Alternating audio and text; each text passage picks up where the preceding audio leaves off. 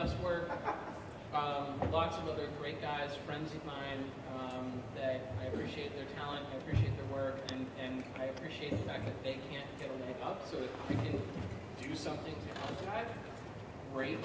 I do a lot of my stuff online, but I also do print books as well. I'm one of the founders of the Antidote Trust. It was our kind of combined idea that we realized, looking at what Marvel and DC and everybody else has, how do we compete against that, and how do I kind of get my foot in the door, my toe in the door, whatever. I said, well, why don't we do it together? And so Robert and I and some of the other guys started kind of coming together and realized that we can go from, in 3 years we've gone from a booth tucked back at 828, where we were in with the rest of the retailers that were selling 50% off trades, and now we're next to Dark Horse. So to me, that's awesome, and shows growth, shows progress, and happy with it. And at multiple conventions, it should be said. Yes, multiple conventions as well. We do conventions literally all over the country now, so yay. Right, applause.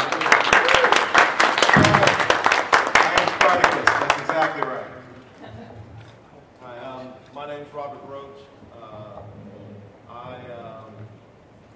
As Dale said, I'm one of the founders of the Antidote Trust.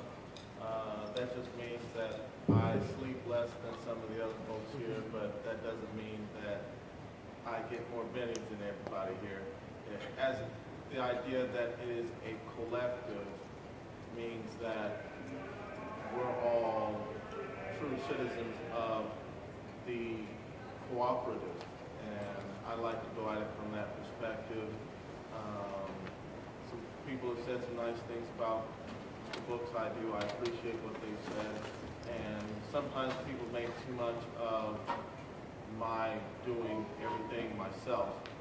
Dale mentioned printing friends' work, and I'm more than happy to do so. I hope I can do some stuff with Todd and Jeff and such down the line. But yes, I do everything myself, but it's not because of ego or... No, he forgets to mention that his books include Menthu and The Roach. Yeah, your self-promotion skills, man. Come on. Yes. Yes. Well, I do it all myself because I'm broke. And I can't pay anybody to help me, so I have to do it that way. So if you like what I've done, I appreciate it. I think I finally figured out how to draw well, and I think I finally figured out how to tell a story well. I'm glad if it translates, but I'm more than willing to get some help if somebody who's good and inexpensive. So. I'm Danny Dixon. My company is Tumble Creek Press, and the series that we have out right now is 13. And I started it with in Ashcan a couple years ago at Comic-Con until the street team. And then last year I hooked up with these guys, and then back again this year.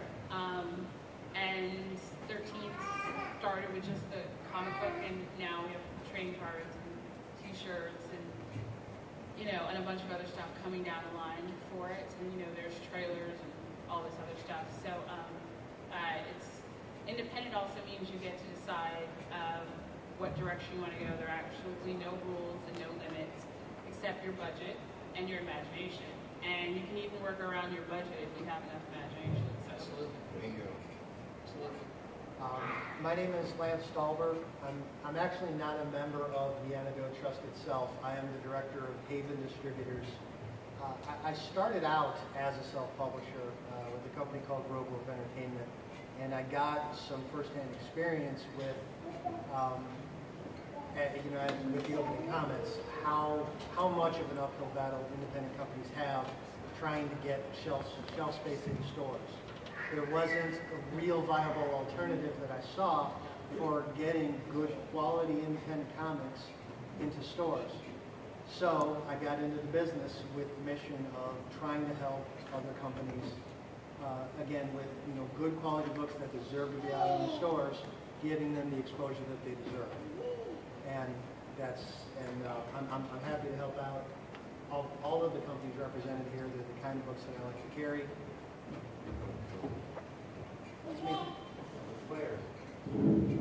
Hi, I'm Richard Hamilton. I write and publish 2 comics, Return of the Super-Pimps and Miserable Bastards. That's all you have to That's say? it. I have nothing else to offer. Are there any Trust members in the audience? I'm sure there are a couple. You don't have to speak, but you can certainly be known. Okay, hey, fellas, ladies, if you're out there. I take a, chat. Can people see us, by the way? Do you guys want to see us, or would you rather be in the dark? I think we're turning. Are we turning the lights back on?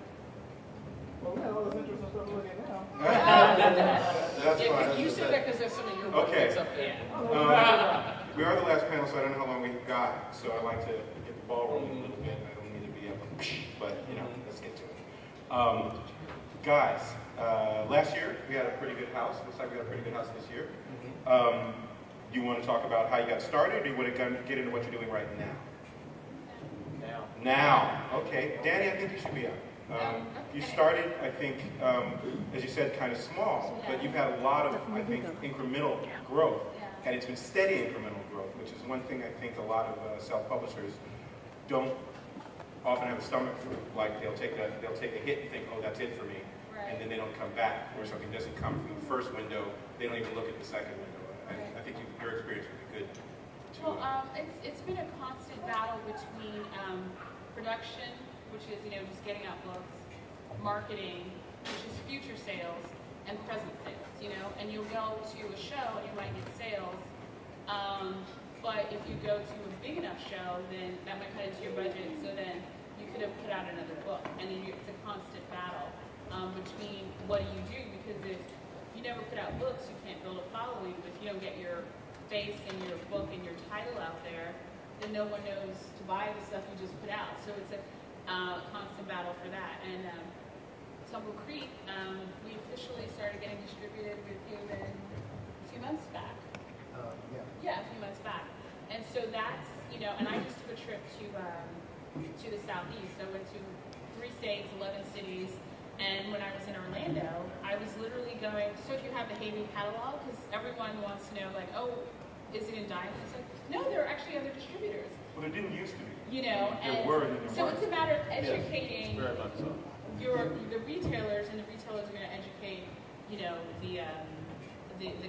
consumers. And then sometimes they'll just take a chance and they'll just buy it from you right then and there. But that's a really short-term gain, because you want them to commit to your distributor and commit to you. Otherwise, you're not going to get the next 2, 3, 4 books. So it's notorious as far as independents are concerned that issue 1's sales are up here, and then issue 2's here, and maybe 3's here and such. And she's telling you the truth. I'm telling you straight up the truth, that if people don't think of the distributor, 13 is involved. So you're with Haven, but are you also with Diamond?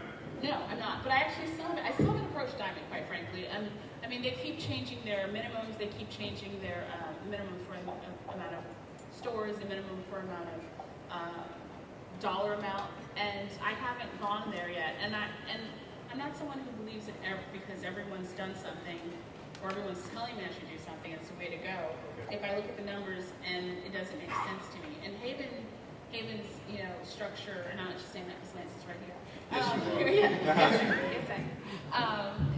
It just worked for me, and it made more sense in terms of how I thought about things, and they were willing to work with me in terms of they picked up the trading cards as well. I said, I had a conversation about the fact that I want to expand. If I do that, I can do this, distribute this on my own, and you guys just do the books. But working with them and saying, this is what I'll do, and this is what I'm going to do to help promote it. On my end. So if you take a chance with this is what I'm going to do. So that's part of it too. So, Lance, you are very friendly to your clients, I guess is the best way to describe them. Diamond has off and on been fairly frosty, depending on the size of the company and depending on the individual. Why are you competing with them? I mean, why are you, what's the point? I don't necessarily compete with them directly. What I do more is I fill a niche. I handle the books that Diamond has deemed below their notice. I also do reorders, which to a retailer is actually a very big deal. When a book has a shelf life over 30 days, this is something that Diamond doesn't seem to grasp. When a book sells through, they want to keep it on their shelves because it still has resale value. Retailers end up not being able to get it for you. I mean, you may all have had the experience of going to your store, you're looking for a book, the store owner says, yeah, I'll get it for you, and then you never see it actually materialize. That may not mean that the store owner is ignoring you. It may mean that they tried and they just never got it. So that's another big niche that needed to be filled in the market.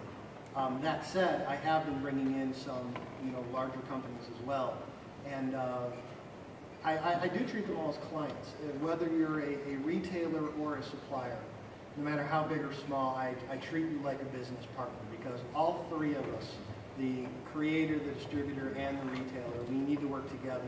The industry in its current state is too distressed, and the comics community is too small, that if we try to do anything on our own, it's not going to work. We all need to work together. So that's why I treat everybody as an equal business partner, whether you have one title or you have a line of 50. And you're the last one because I was in powwow with Dan. The thing about dealing with distribution, to me also, is that like Danny's doing the cards now. We had a team last year who were doing action figures as tie-ins with their work. How much do you guys now think about that sort of thing when you go into? I mean, the little guy isn't really so little. He or she doesn't have to be in their thinking. So when you approach it, do you just go, I just want to throw out my books? Or are you thinking of a much wider? Well, I mean, to compete, you have to. I mean, if you don't, at least to compete with the bigger dogs, you have to. And if you don't, you're not doing the same thing they're doing. I mean, if you think about it, Marvel makes its money off of movies and these much bigger projects, and the comic books are actually their marketing material for that. And that's kind of how we have to think too. But think about it maybe in a less progressed kind of way. So my example is, I want to make money off of comic books, so what can I produce that's smaller or costs me less than to actually produce a comic book? I can put my book online, or I can put parts of my book online. I can use viral marketing.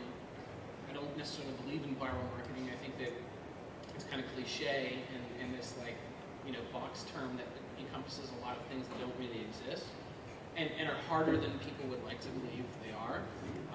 But definitely, you think in terms of if I'm going to make my money with comic books, or I'm going to make my money with selling this project, what can I do that's cheaper or easier or simpler to do? Or I think Danny's got some great examples like trading cards and even something as simple as bookmarks, just something to get your logo, get your concept, get your idea into somebody's hands or on somebody's monitor.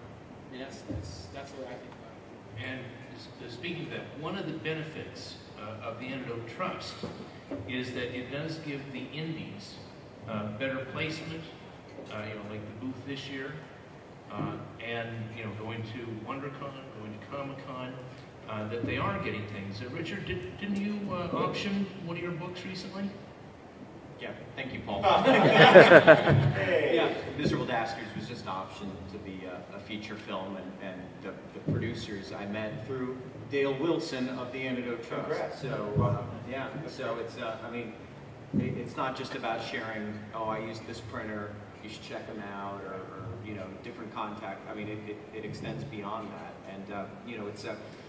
When you're self-publishing comics, I mean, you're collaborating with artists and editors, or in Robert's case, he's doing it all himself. But it can be a very solitary career, even if you are collaborating. So it's nice to to have a group like this where you can network and make these connections, and it just makes it more fun too.